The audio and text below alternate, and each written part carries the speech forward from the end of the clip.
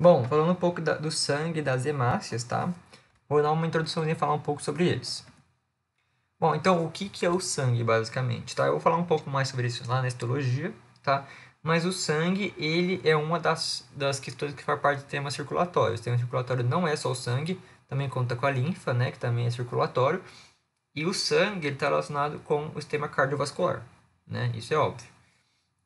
O sangue, ele nada mais é do que o tecido conjuntivo líquido, né? Então ele vai ter líquido, é, vai ter espaço extracelular, né? A matriz extracelular, e também vai ter os elementos figurados. A gente não pode falar que é células, porque a plaqueta ela não é uma célula, por exemplo. Então vai ser elementos figurados o nome que a gente vai dar, tá? Então, matriz extracelular, que é composto pelo plasma, que eu já vou mencionar, e os elementos figurados, que vai ser as células e as plaquetas. Então aqui é a composição histológica aí do sangue.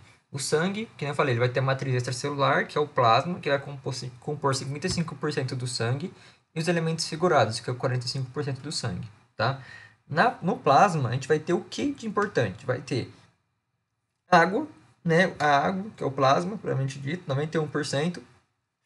Proteínas, então a gente vai ter 7% de proteínas, como a albumina, a globulina, que vai produzir, né, a questão dos anticorpos, a albumina, que ela é muito importante para a regulação coloidosmótica, e o fibrinogênio, que é responsável pela coagulação sanguínea. Falei muito do fibrinogênio lá na hematologia em relação à cascata de coagulação, né? E os elementos figurados, que é 45% do sangue, é menos, tá? O elemento figurado é composto pelas hemácias, os glóbulos brancos e as plaquetas. As hemácias e os glóbulos brancos, os leucócitos, são considerados células, e plaquetas são considerados fragmentos de uma célula, tá? As hemácias elas vão ser células anucleadas, não vai ter núcleo, vai ser bicôncava, vai ter hemoglobina nela para fazer a captação do oxigênio.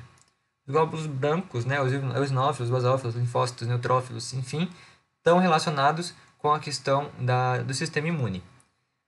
E a gente vai ter também os fragmentos e plaquetas, que vai ajudar na coagulação do sangue, junto com o fibrinogênio, né, na cascata de coagulação e a questão no fator von Willebrand, eu já falei tudo isso lá na coagulação do sangue e hemostasia. Bom, agora um pouco das hemácias, né, eu vou dar uma atenção mais das hemácias. As hemácias ela vai ter um tempo de vida de 120 dias. Existem casos de anemia, por exemplo, anemias hemolíticas, que a gente vai ter a destruição dessa hemácia antes dos 120 dias, tá? E aí, os componentes das hemácias vai ser a hemoglobina, tá? A hemoglobina é uma proteína quaternária, então a gente vai ter uma cadeia alfa e uma cadeia beta. A cadeia alfa vai ter duas proteínas, e a cadeia beta vai ter duas proteínas, tá? E aí, né, nesse caso, cada globina, né, cada globina alfa e cada globina beta vai ser responsável por carregar um oxigênio. Então, a gente vai levar 4 oxigênios por hemoglobina, tá? A gente já percebeu, eu falei lá no vídeo de anemia, que a globina, por exemplo, que é um dos efeitos... que a anemia falciforme, por exemplo, ela é causada por problemas na parte beta, então nas globinas beta, e aí vai ter aquela forma de foice, tá? Bom, as hemácias, elas são formadas, né, hoje em dia, né, quando o paciente já nasceu, né, ele vai formado pela medula óssea, né? Medula óssea vermelha, que vai fazer essa produção aí, vai pegar células mieloides e vai fazer essa produção. As hemácias, antigamente, elas eram formadas pelo endométrio da mãe, e aí passaram para o saco vitelino, fígado e depois o baço. Aí depois que começou a se tornar a medula óssea mesmo, que produzia essas hemácias aí, que eu falei, pela questão mieloide aí, pelo segmento mieloide. Bom, e como que funciona a vida das hemácias? Elas são produzidas pela medula óssea, que nem eu disse, e depois que as hemácias elas ficam velhas, o que acontece? Os macrófagos, que são as células, né, de defesa, né, entre aspas, os monócitos evoluídos, por assim dizer, eles vão fazer a fagocitose dessas hemácias. Essas hemácias podem ter fagocitose tanto na parte vascular, quanto na parte, por exemplo, do baço, fígado e na própria medula óssea também, elas podem ser destruídas, tá? E aí o que acontece? Os aminoácidos, né, que formam a hemoglobina, elas ficam aí no vaso sanguíneo, tá? O agrupamento M ele vai ser retirado do ferro, então o ferro da agrupamento M vai ser tirado, né? E o agrupamento M sozinho, sem o ferro, ele vai virar biliverdina, aí depois ele vai virar bilirrubina indireta, vai para o fígado, vai virar bilirrubina direta e depois vai ser excretado aí pela bile, né? Pelo fígado, perdão, vai passar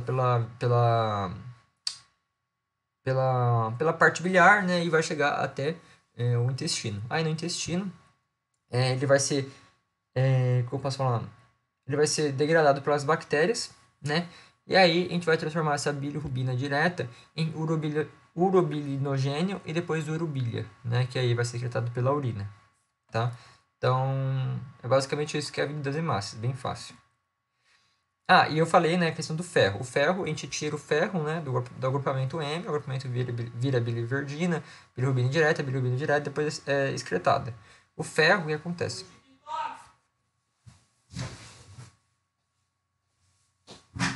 E maluco? Caralho!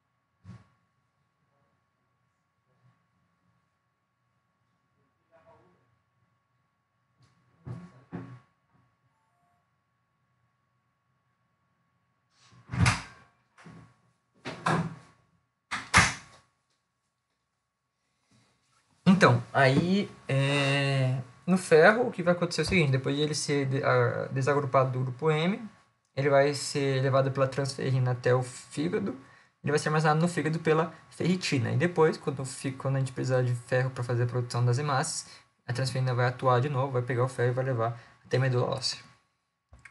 Bom, então, o que é necessário para a medula óssea fazer as hemácias? Ela precisa de quatro coisas. Primeiro, a medula óssea ela é localizada no osso, né? Ela é medula, né? Ela é dentro do osso, e principalmente na parte das extremidades. As hemácias, para ser produzida, precisa de eritropoetina, que é um hormônio produzido pelos rins, que vai encaminhar e vai falar o que os o que a medula óssea produz, mas reticulócitos depois se transforma em hemácias, tá? Aí vai ser necessário o ferro, né, que eu falei, então o ferro vai sair do fígado pela transferrina e vai até a medula. O ácido fólico vai ajudar na formação da timina, que é uma base nitrogenada, e também precisa de vitamina B12, que é a cobalamina. E é necessário o aminoácido para formar a proteína. Tá? Que nem eu falei, então os aminoácidos do sangue vão também para formar a hemoglobina, né? E é isso.